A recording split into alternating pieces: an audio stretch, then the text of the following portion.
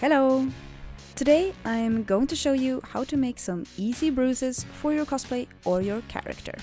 And this is the materials that I use. I use some stipple sponges, a torn latex sponge, some cream colors or eyeshadows, and a couple of brushes. I'm going to start off with making a more recent bruise. These bruises are often more red rather than blue or purple, and you often find a lot of irritation around the skin. So I start out with blocking out the area where I will put my bruise with red eyeshadow. And then I use that weird looking torn sponge that I showed you earlier to apply some red.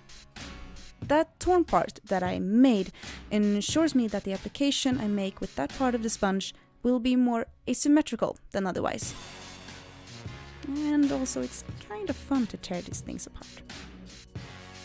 I try to build the colors up in layers, and I also use the stipple sponge to simulate veins and to add some textures to my bruise.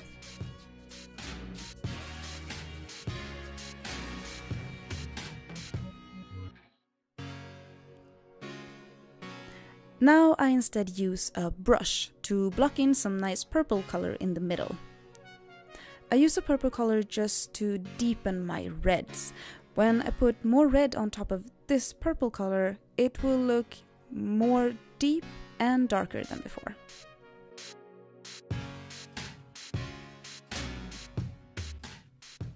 Now you can smooth it out, smudge it out, and also add some more red. And some more red.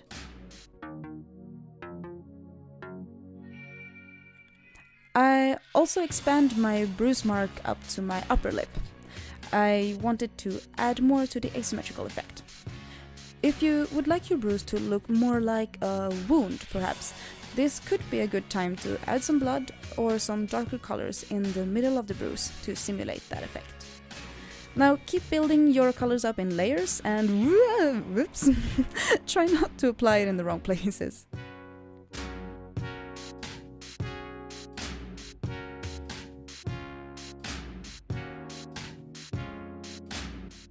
And as a last detail, I take some yellow eyeshadow around the edges and bam! One down, one more to go. This time around we're gonna make an older bruise. I chose to put this one around my eye socket, which usually shows a bruise left behind by a black eye. And this time I start with applying yellow as my base instead of red, since the bruise has almost faded away. And then I choose to accentuate the bottom line with some red or brown, just to add some depth. Now we can finally use some of that lovely blue color and make some spots and smudges with that. Just try to keep it asymmetrical like the first bruise. This time around I try to follow the shape of my eye socket, since the bruise is a bit older.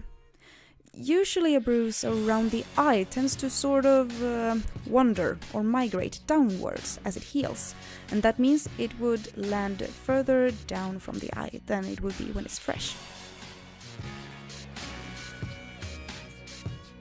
And add some details and texture with your desired stipple sponge. And then I usually make the bottom line in the middle of the bruise a bit heavier with color, just to give it some more depth. Here you can choose to use either purple or red, depending on how old the bruise is. If you think that you look like a tired beast by now, then you're doing a good job. You've done good, son. You've done good. Now keep trying to build your colors in layers.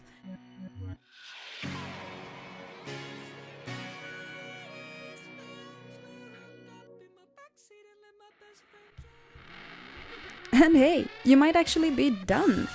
Start off by admiring your newly bruised face. And I did a stupid face.